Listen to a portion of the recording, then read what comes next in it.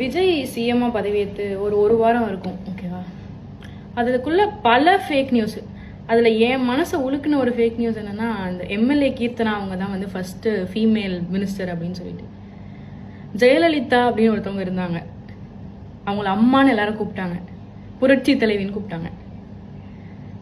அவங்க சிஎம்மா இருந்தாங்க, ஒரு பீரியட் இல்லை 4 பீரியடுக்கு சிஎம்மா இருந்தாங்க.